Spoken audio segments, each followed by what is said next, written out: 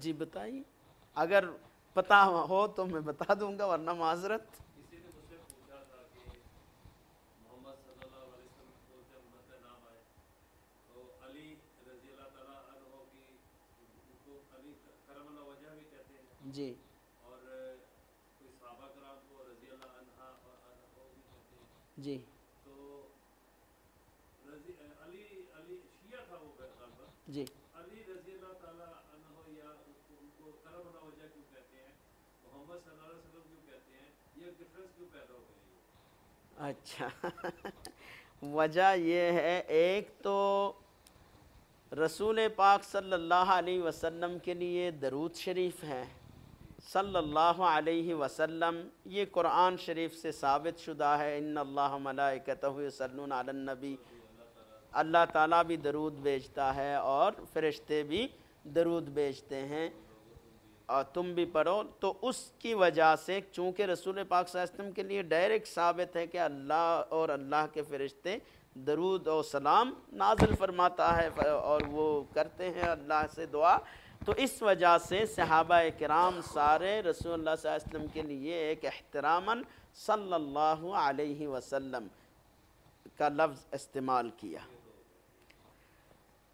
صحابہ کرام کے لیے قرآن شریف میں آیا ہے کہ رضی اللہ عنہم ورضوا عنہ ذالک لمن خشی ربہ، قرآن شریف میں ہے رضی اللہ عنہم، اللہ ان سے راضی ہے، رضی اللہ عنہم ورضوا عنہ، اور وہ اللہ سے راضی ہیں، یہ اللہ سے راضی، اللہ ان سے راضی ہے، یہ اللہ سے راضی ہے، ذالک لمن خشی ربہ، یہ جو لوگ اللہ کی خشیت دل میں رکھتے ہیں ان کا مقام ہے، ان کے لیے ہے۔ تو اس آیت کو دیکھتے ہوئے صحابہ کرام کے لیے محدثین اعظام نے اس دور کے لوگوں نے، تابعین نے یہ فائنل کیا کہ صحابہ کرام کے لیے رضی اللہ عنہ، مرد ہو تو رضی اللہ تعالی عنہ اور عورت ہو تو رضی اللہ عنہا کہا جائے، تاکہ پتہ چلے کہ یہ صحابی ہیں جن کے بارے میں قرآن شریف میں رضی اللہ عنہم ورضوا عنہ کا بیان ہوا ہے۔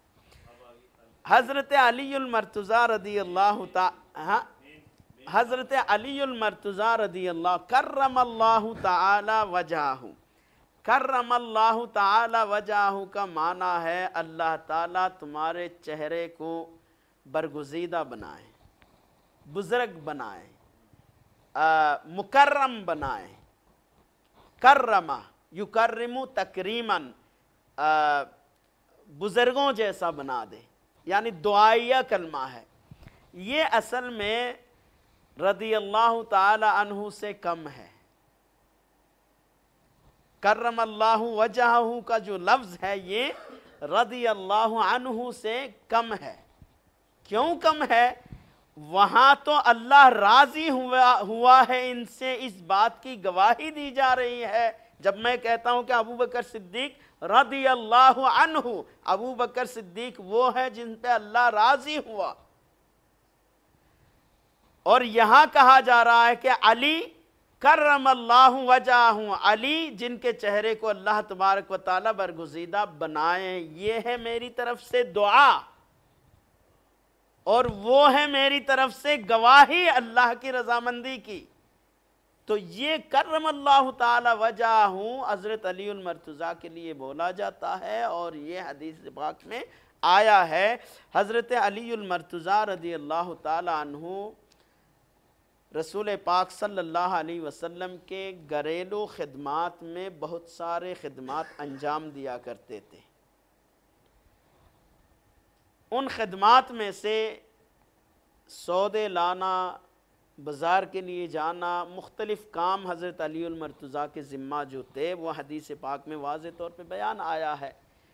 حضرت علی المرتضیٰ رضی اللہ تعالی عنہ کو رسول پاک صلی اللہ علیہ وسلم نے بلایا، آپ مسجد میں نماز پڑھ رہے تھے۔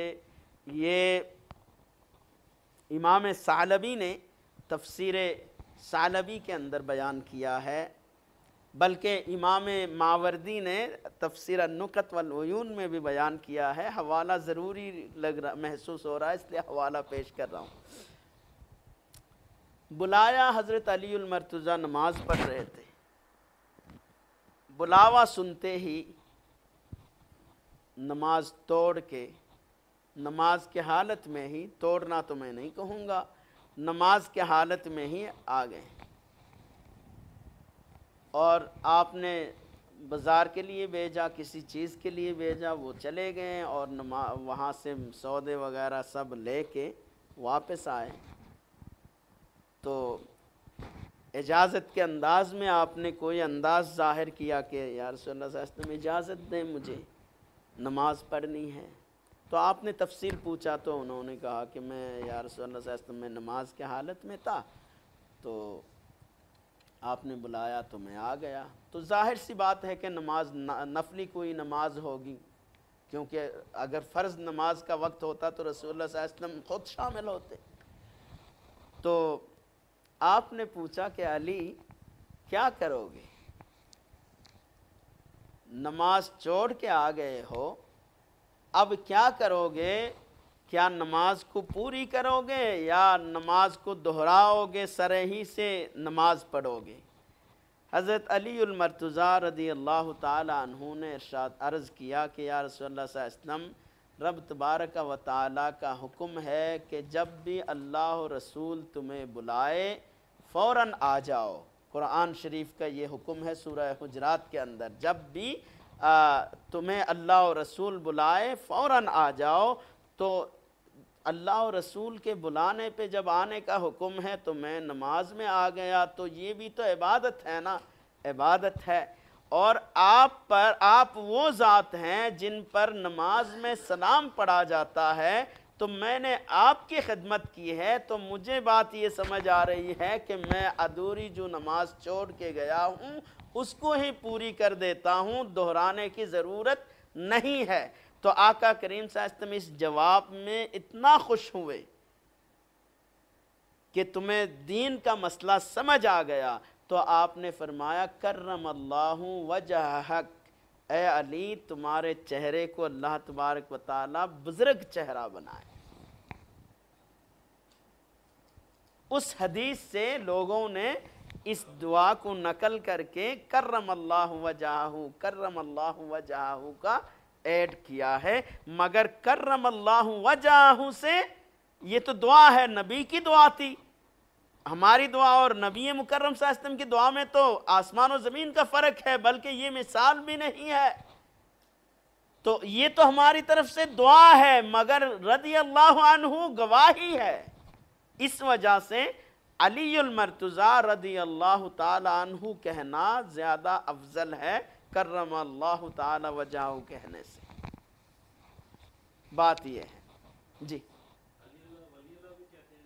ہاں ولی اللہ دوسرے ہو سکتے ہیں، تو حضرت علی المرتضیٰ کیوں ولی اللہ نہیں ہو سکتے؟ ہاں اذان میں انا علی ولی اللہ و وصی اللہ و پتہ نہیں کیا کیا کہتے رہتے ہیں، یہ چیزیں اسلام میں نہیں ہیں، یہ چیزیں اسلام میں نہیں ہیں. اذان ہے، جو رسول پاک صلی اللہ علیہ وسلم نے فرما گئے وہی اذان ہے. اس میں زیادہ جو کرنا تھا آپ نے کیا، زیادہ جو کرنا تھا وہ آپ نے کیا. کیا زیادہ کرنا تھا؟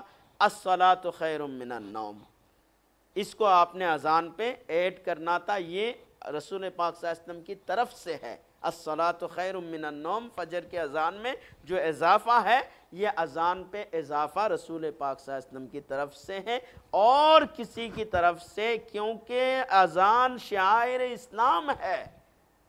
اذان شعائر اسلام ہے. کسی ملک کا جھنڈا ہے، 3 کلر ہے اس میں، 4 کلر ہے اس میں، کوئی 5واں کلر لگا دے تو اس ملک کا جھنڈا مانے گا؟ لوگ مانیں گے؟ لوگ کہیں گے یہ اور کسی ملک کا، اور کسی جماعت یا کسی تنظیم کا جھنڈا ہوگا، یہ فلاں ملک کا جھنڈا نہیں ہے، اس میں 4 کلر ہے، 5واں کلر اس میں نہیں ہے. اذان شعائر اسلام ہے، اسلام کی پہچان ہے. اذان میں جو کلر ہیں وہی کلر رہنے دینا ہے، اس میں کوئی کلر آپ ایڈ نہیں کر سکتے۔ مطلب یہ ہے کوئی لفظ آگے پیچھے نہیں بڑھا سکتے، اذان اذان ہے اور یہ متفقہ ہے۔ مطلب ایک سوال ہے تراویح کے بارے میں جی کہ آپ سے تو مہینے بعد ملاقات ہونی ہے، 20 روزے گزر جائیں گے، ہفتے بعد آپ آ رہے ہیں، جی تراویح جو ہے 8 ہے یا 20 ہے، ایک تو ہر پانچ دن میں شروع ہو جاتی ہے، اور دوسرا کیا تراویح مسجد میں جا کے ہی پڑھنا ضروری ہے یا بعد میں آپ اکیلے پڑھ سکتے ہو؟ آفس ٹائمنگ کی وجہ سے کچھ لوگ مجبوری وغیرہ نہیں جا سکتے، کیا اکیلا بھی بندہ تراویح پڑھ سکتا ہے؟ اور اگر اکیلا پڑھے گا تو کتنی پڑھے گا، 8 یا 20؟ اس بارے میں کیا؟ مسئلہ یہ ہے، وہی بات ہے، مجھے دکھ ہوتا ہے ان چیزوں سے، جن چیزوں میں ہم نے پڑھنے کی ضرورت نہیں تھی ان چیزوں میں ہمیں ڈال دیا گیا ہے۔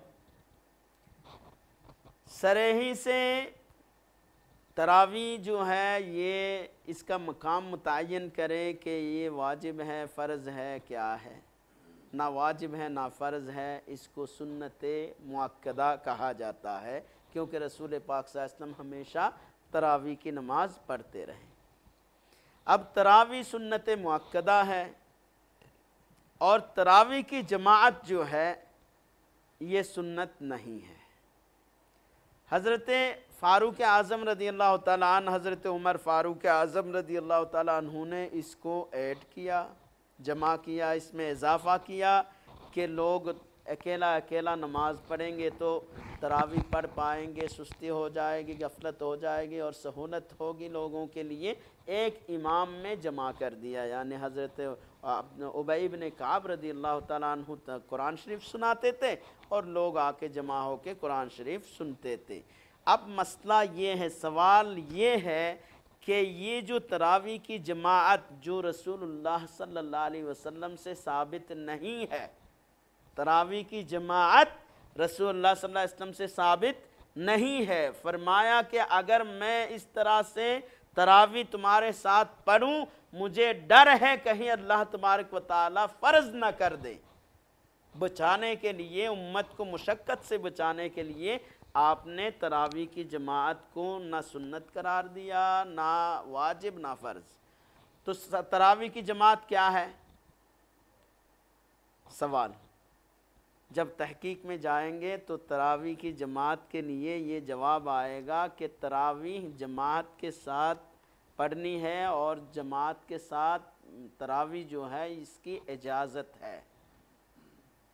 تراویح کو جماعت کے ساتھ پڑھنے کی اجازت۔ اکثر محققین علماء نے یہی لفظ لکھا ہے اپنے آپ کو بچاتے ہوئے کہ تراویح کی نماز جماعت سے پڑھنے کی اجازت ہے، یہ ایک لفظ ہے۔ بہت سارے دوسرے شاذ و ناز کچھ علماء ایسے بھی ہیں جنہوں نے مستحب قرار دیا ہے، مستحب قرار دیا ہے۔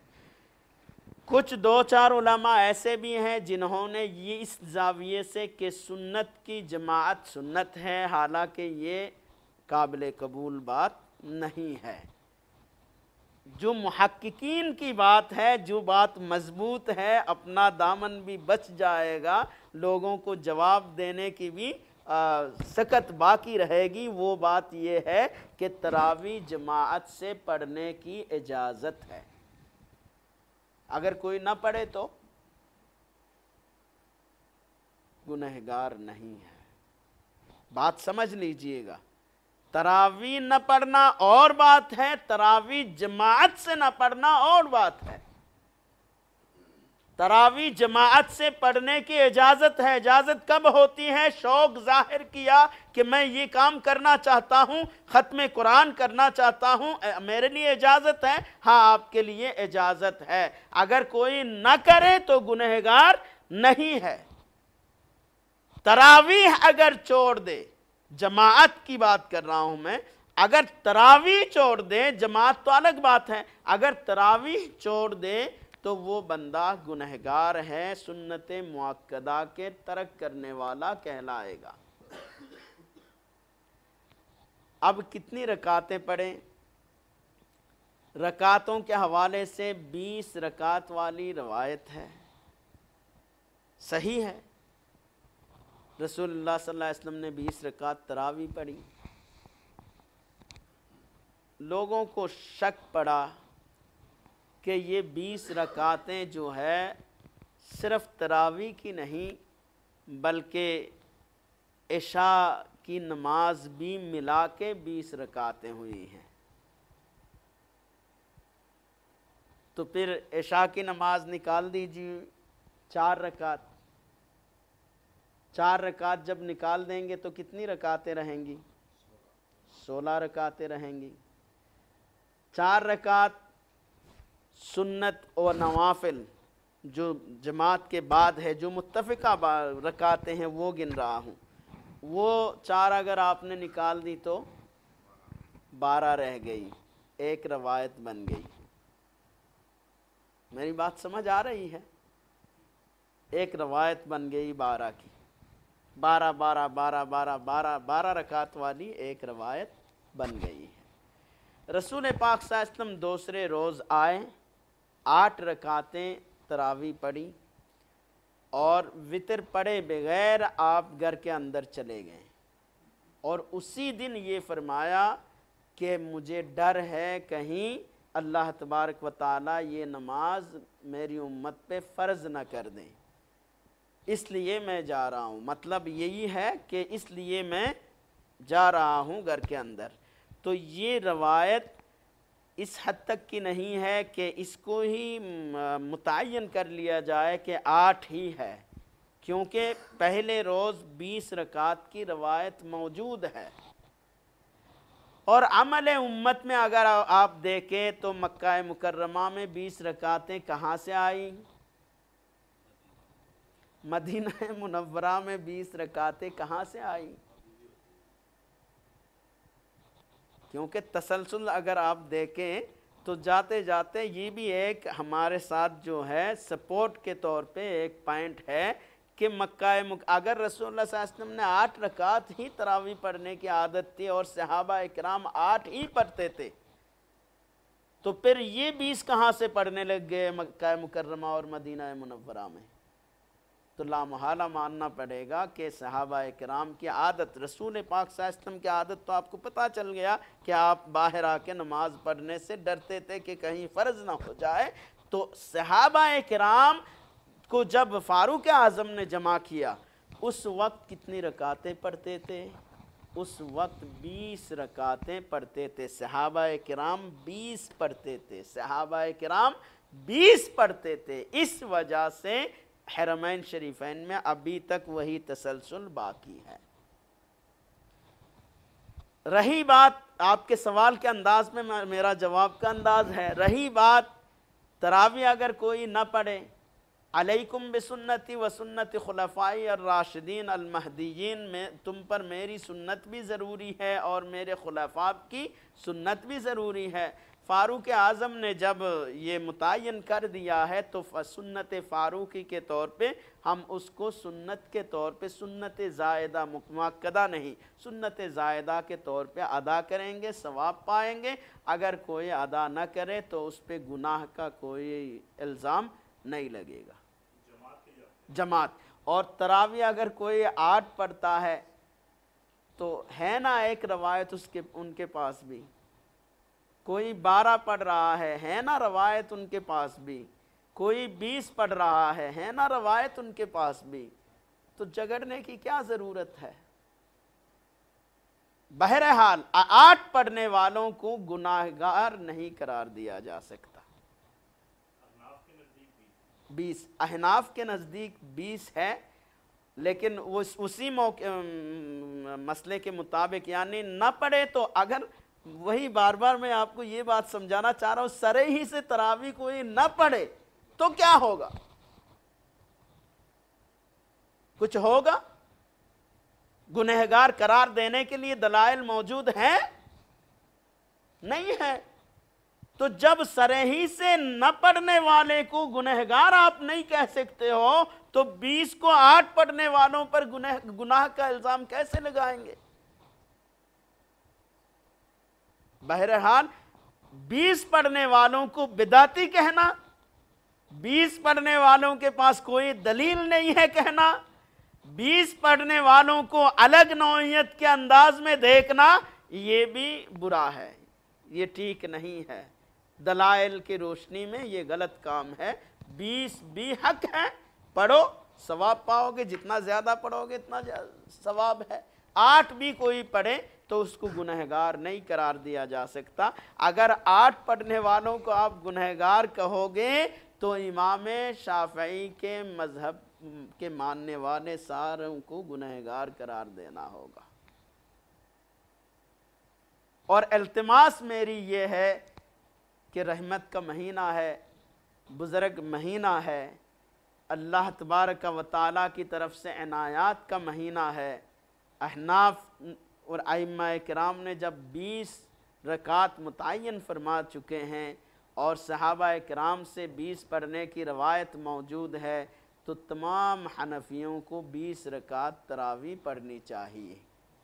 तरावी का टाइम कितना होता है जी? कितने बजे से लेकर कितने बजे तक? सुबह सादिक तक। सुबह था। और इन 20 में तहज्जुद की 8 शामिल नहीं है? वो भी शामिल करोगे तो फिर काम हो गया। कुछ लोग उन 12 को और 8 को मिला के कहते हैं ये 20 तहज्जुद वालों के साथ मिला लेते हैं। तहज्जुद की जो 8 तहज्जुद को 12 मानते हैं और तरावी 8 हैं। वितर बाद में पढ़ते हैं ना हर साल में? हाँ, वितर बाद में इसलिए पढ़ते हैं, वितर की जो जमात है ये रसूल पाक सल्लल्लाहु अलैहि वसल्लम से साबित नहीं है, इधर कराते हैं। साबित नहीं है। आपने कभी भी वितर की जमात नहीं कराई। सहाबा किराम ने जब तरावी को जमात से करना शुरू किया, फारूक आज़म के दौर में जमात से तरावी शुरू हो गई, तो वो तो सुन्नत है, तरावी सुन्नत है, सुन्नत की जमात हो रही है, तो इख्तलाफ पड़ गया कि सुन्नत की जमात हो रही है तो वाजिब को कैसे छोड़ेंगे हम, वाजिब का क्या कसूर है। एक तरह से बात समझाने के लिए कह रहा हूँ, वाजिब का क्या की में क्या कमी है कि वाजिब को जमात से न पढ़ें और सुन्नत को जमात से पढ़ें। तो सुन्नत को फौकियत मिल रही है, इस वजह से सहाबा इकराम ने सुन्नत की तरावी की जमात की वजह से वितर को भी जमात से पढ़ना शुरू किया। सिर्फ रमज़ान, चूँकि तरावी को जमात से पढ़ी जा रही है, अगर तरावी जमात से न पढ़े तो वितर की जमात नहीं है। अगर कोई शख्स 2 रकत भी तरावी जमात से नहीं पढ़ी, फ़र्ज़ पढ़ने के बाद जो है वो फ़र्ज़ से फ़ारिग हुए, इमाम वितर के लिए खड़े हो गए, तो उस शख्स के लिए चूँकि उसने तरावी जमात से नहीं पढ़ी तो उसके लिए वितर की जमात में शामिल होने की इजाज़त नहीं है। कोई शख्स अपने वितर 3 ज़्यादा पढ़ता है क्योंकि वो तो 2 और 1 पढ़ाते हैं, तो ये और एक मसला है, ये मसाइल और हैं। ये तो मैंने बयान किया ना वो नमाज की हिस्ट्री के अंदर कि नमाज कैसे कैसे कितनी रकातें क्यों बनी है, उसमें मैंने बयान किया है कि वितर 3 और एक साथ और 3 अलग अलग कैसे हैं। तो इमाम शाफई के नज़दीक अगर आपने जमात के साथ वितर तरावी पढ़ ली है, हाँ, तो वितर आप लाज़िम जमात के साथ उसके साथ ही पढ़ेंगे या अपने भी पढ़ सकते हैं? अपने भी पढ़ सकते हैं, लेकिन उज़र अगर माकूल है तो वितर की जमात छोड़ सकते हैं। हाँ, तरावी जमात से पढ़ी, वितर अकेला क्यों, सवाल पैदा होगा, क्यों सुन्नत को जमात से पढ़ रहे हो, वाजिब को क्यों छोड़ रहे हो, तो आपका जवाब होगा कि भाई ये तो नमाज को तोड़ेंगे, 1 रकात वाली नमाज की कोई दलील हमारे पास नहीं है, लिहाजा हम उनके साथ नहीं पढ़ते। जी जी, अलहदा पढ़नी है, हाँ, वितर अलहदा पढ़नी है, क्योंकि अहनाफ के हर इमाम ने 1 रकात वाली नमाज का इनकार किया। कोई दलील हमारे पास 1 रकात वाली नमाज की नहीं है। जी कहाँ पर है जी बताइए। अब इंशाअल्लाह वाली बात बड़ी गहरी होती है। हाँ जी ठीक है, हाँ जी, वो हदीस जो है सनद के साथ मुझे पेश कर दीजिएगा, हज़रत आयशा सिद्दीक़ा ने क्या फरमाया है और वो 1 रकात कैसे बन गई।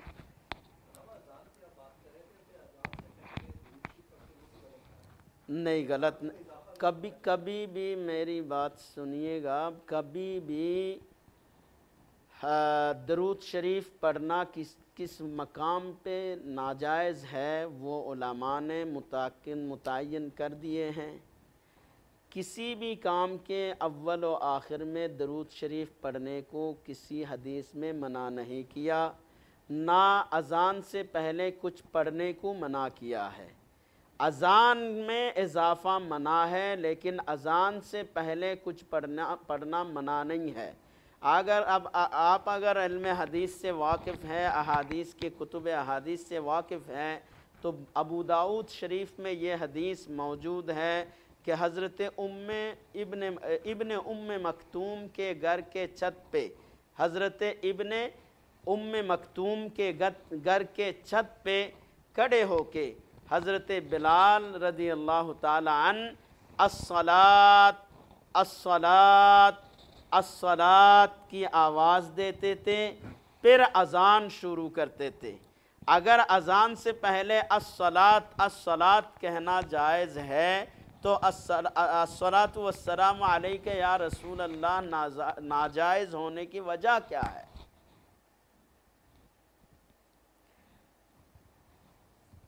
درود شریف تراویح بھی تو رسول اللہ صلی اللہ علیہ وسلم کے دور میں نہیں تھی نا، تو میں ابھی بھی ثابت کر رہا ہوں نا، حضرت بلال الصلاۃ الصلاۃ پڑھتے تھے۔ نہیں، درود شریف سے صلاۃ لفظ سے درود شریف اور گیا گزرا لفظ ہے۔ درود شریف وہ کوئی ناجائز لفظ تو نہیں ہے نا، جس طرح الصلاۃ جائز لفظ ہے، الصلاۃ والسلام علیک یا رسول اللہ بھی جائز لفظ ہے۔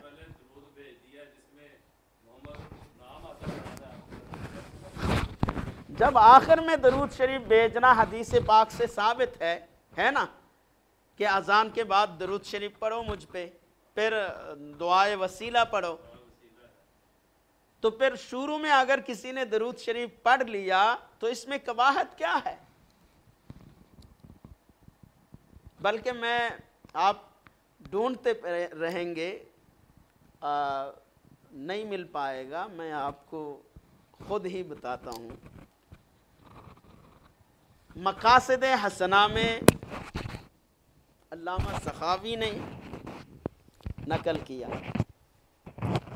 اور فتاوی ابن عابدین شامی میں علامہ شامی نے نقل کیا، اور فتاوی علی مذاہب الفقہ علی مذاہب الاربعہ میں عبد الرحمن جزائری رحمۃ اللہ علیہ نے نقل کیا، بیان کیا کہ امت مسلمہ کا اس بات پہ کوئی دو رائے نہیں ہے کہ اذان سے پہلے صلاۃ والسلام پڑھنا گناہ نہیں ہے۔ اور امام شامی نے 7 جگہوں کا ذکر بھی کیا کہاں کہاں درود شریف پڑھنا منع ہے، ان میں یہ موجود نہیں ہے۔ اس طرح سے صحابہ کرام کے حوالے سے میں نے ابھی بھی آپ کو بتایا، جس کو تصویب کہتے ہیں، آپ فقہ کی کسی بھی کتاب میں جائیں گے، تصویب ما قبل الاذان، اذان سے پہلے تصویب کرنا۔ تصویب کیا ہے؟ آگاہ کرنا، لوگوں کو آگاہ کرنا کہ اب اذان کا وقت آ گیا ہے، اذان کا وقت آ گیا، ابھی اذان ہوگی، یہ اس بات کا احساس دلانا، اعلان کرنا، اس کو تصویب کہا جاتا ہے، جو مکے میں بھی، مدینہ منورہ میں بھی، بغداد میں بھی، دوسرے شہروں میں سالہ سال تک رہا کہ فجر کے وقت لوگوں کو پہلے تصویب کے کلمات سے آگاہ کرتے تھے کہ اب اذان ہونے کا وقت آ گیا، اذان کا وقت آ گیا، پھر اذان دیتے تھے، اور اس کو علماء امت مسلمہ نے ناجائز قرار نہیں دیا۔ ضروری نہیں ہے، آپ بات واضح سمجھ لیجئے گا، اذان سے پہلے درود شریف پڑھنا ضروری نہیں ہے۔ اگر کوئی پڑھتا ہے تو وہ گنہگار بھی نہیں ہے، اس کے لیے ہاں نہیں ضروری نہیں بھائی، آپ وہ لوگ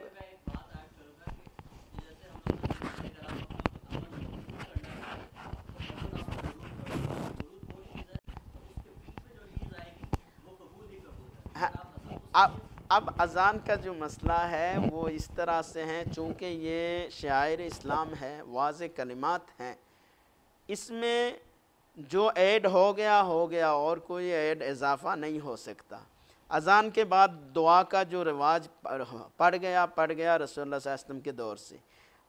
اگر درود شریف پڑھنا اتنا ضروری تھا تو رسول اللہ صلی اللہ علیہ وسلم نے حکم کیوں نہیں دیا؟ ایک سوال پیدا ہوتا ہے۔ تو اس کے جواب میں ہمارا یہ ہے کہ ہم درود شریف پڑھنے کو اذان سے پہلے ضروری نہیں سمجھتے، اور درود شریف نہ پڑھنے سے اذان کو ادوری اذان نہیں سمجھتے، وہ مکمل اذان ہے، ناقص اذان نہیں ہے۔ کسی نے درود شریف پڑھے بغیر اذان دیا تو کیا وہ اذان ناقص ہے؟ نہیں، حاشا و کلا، وہ اذان کامل ہے۔ اگر کوئی پڑھتا ہے اس کے لیے کیا حکم ہے؟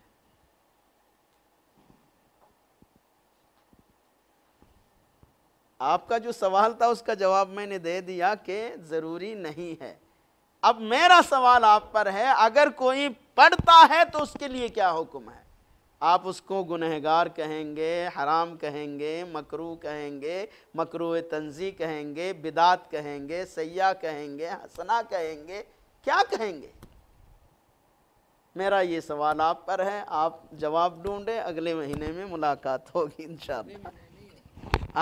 رمضان المبارک میں یہ پروگرام نہیں ہوگا، عید کے بعد انشاءاللہ اس وقت کے مطابق میں ڈیٹ بتاؤں گا، پھر فون کر دیں گے۔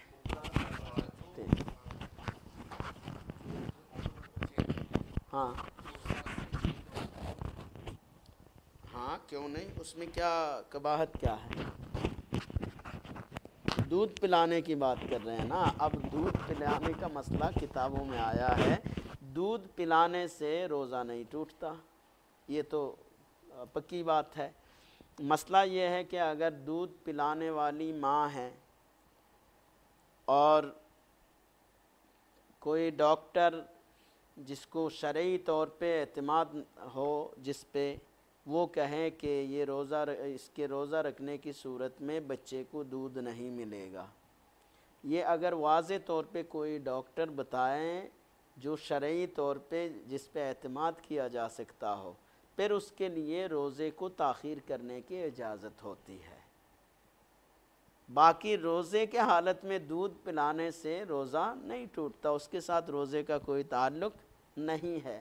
اس طرح سے ایک غلط مسئلہ چلا ہوا ہے انجیکشن کے حوالے سے، انجیکشن جو لیا جاتا ہے اس کے حوالے سے کہ روزہ ٹوٹ جاتا ہے، حالانکہ روزے کے حوالے سے یہ مسئلہ مسائل جدیدہ میں سے ہیں، یہ سمجھ لیجئے گا۔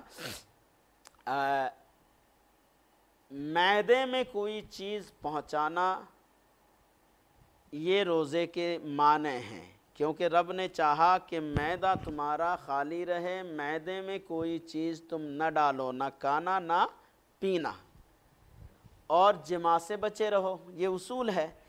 اب انجیکشن جو معدے میں پہنچایا جائے، جیسے غذائی طور پہ جو بھی ٹیکے وغیرہ میں انجیکشن لیا جاتا ہے وہ منع ہے، کیونکہ اس کا تعلق معدے کے ساتھ ہے۔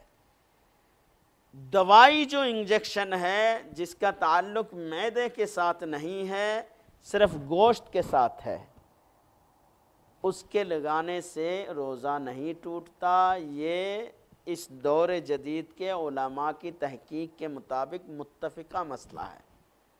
الازہر شریف والوں نے بھی اتفاق کیا، دوسرے جگہ کے ہر جگہ کے لوگوں نے اتفاق کیا علماء نے کہ انجیکشن، دوائی انجیکشن استعمال کرنے سے، لگانے سے روزہ نہیں ٹوٹے گا، غذائی انجیکشن لگانے سے روزہ ٹوٹ جائے گا۔ اور کوئی دوائی انجیکشن اگر معدے میں پہنچانا ہے پھر بھی روزہ جائے گا۔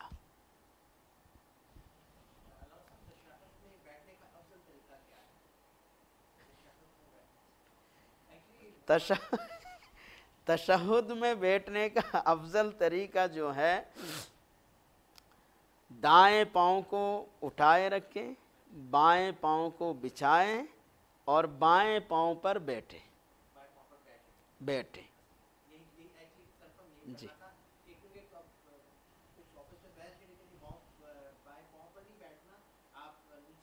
یہ عورتوں کے لیے ہے جی جی، عورتوں کے لیے یہ حکم ہے۔ حضرت عائشہ صدیقہ رضی اللہ تعالیٰ عنہ کی حدیث ہے کہ عورتوں کو سمٹ کے نماز پڑھنے کا حکم دیا گیا ہے کہ مردوں کی بنسبت تم سمٹ کے نماز پڑھا کرو، سجدے میں جب جاؤ تو اپنے جسم کو جیسے زمین کے ساتھ لگا لو، اس انداز میں سجدے میں جاؤ، اور کمر کو اٹھا کے سجدہ نہ کرو، یعنی سمٹ کے بالکل زمین کے ساتھ لگ کے سجدہ کرو، جو احناف کے طریقہ ہے عورتوں کا۔ ایک سوال اسی والے سے ہے، یہ سحری اور افطار کے والے سے، کہ جو نارمل پیپر چھپتے ہیں جس پہ سحری کا ٹائم دیا ہوتا ہے، کیا اس میں کوئی احتیاط برتنی چاہیے؟ جیسے کچھ لوگ اذان ہونے تک کھاتے رہتے ہیں۔ نہیں، یہ اذان کے ساتھ سحری کا کوئی تعلق نہیں ہے۔ اذان کے ساتھ سحری کا تعلق اس طرح سے نہیں ہے کہ اذان ہو تو سحری بند کریں گے، اذان نہ ہو تو سحری بند نہیں کریں گے۔ اگر یہ اصول ہوتا تو پھر یورپ میں، امریکہ میں جو لوگ رہ رہے ہیں وہاں اذان کہاں ہے؟ اذان اس میں شامل نہیں ہے۔ ہاں، صبح صادق کے ساتھ اذان بھی ہوتی ہے، تو اس وجہ سے ایک نشانی پڑ گئی کہ اذان ہو گئی ہے، اب کھانا منع ہے، ورنہ صبح صادق کے ساتھ ساتھ سحری کا وقت ختم ہو جاتا ہے، اور صبح صادق کے بعد اذان دی جاتی ہے۔ بات سمجھ رہے ہوں گے، صبح صادق شروع ہونے سے پہلے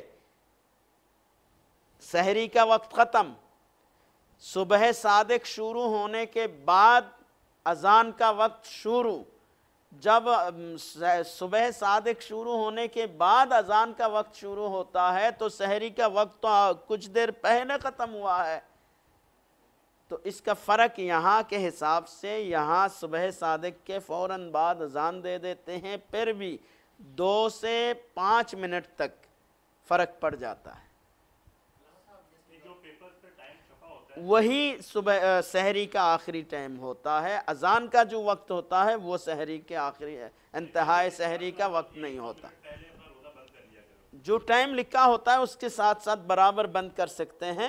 اذان کے وقت سے 2 منٹ 3 منٹ مختلف طریقے سے فرق پڑ جاتا ہے۔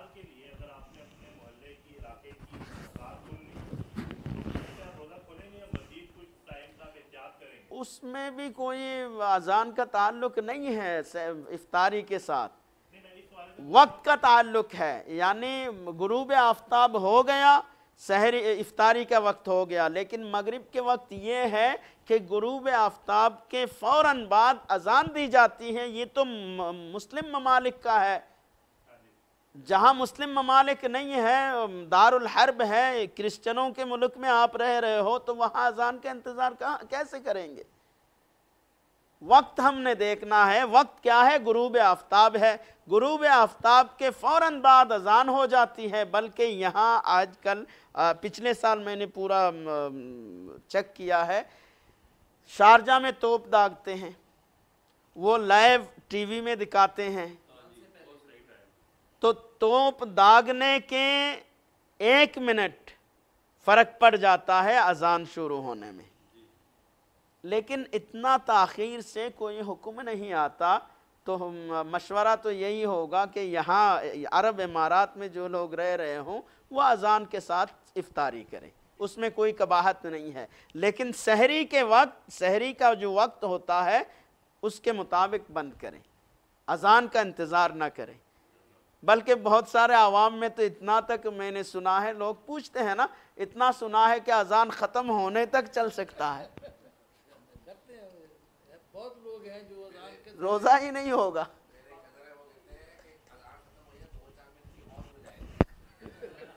لو بھائی، اپنی اپنی مرضی سے، ٹھیک ہے، صلاۃ السلام پڑھ لیتے ہیں۔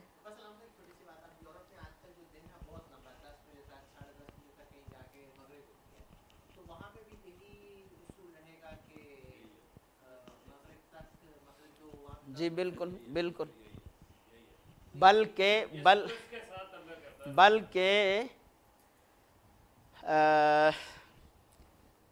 کسی نے پاکستان میں روزہ رکھا، 2.5-3 घंटे का सफ़र करके इमारात पहुंचा। उसका दिन लंबा हो गया, घंटा लंबा हो गया। अब वो पाकिस्तान के ग्रुप के हिसाब से इफ्तारी नहीं कर सकता, इमारात के ग्रुप के हिसाब से इफ्तारी करनी। अब ये तो मैंने सिर्फ पाकिस्तान की मिसाल पेश की है ना, कोई ऐसा भी हो सकता है 2-4 घंटे का फ़र्क पड़ जाए और मगरिब की तरफ निकल जाए, तो उसने वही 2-4 घंटे जहाँ पहुँचे वहाँ के हिसाब से सफ़र करना। हाँ, मशरिक़ को जाए तो फिर छोटा हो जाएगा दिन, वहाँ के हिसाब से जहाँ जाएंगे वहाँ के हिसाब से। जी जी।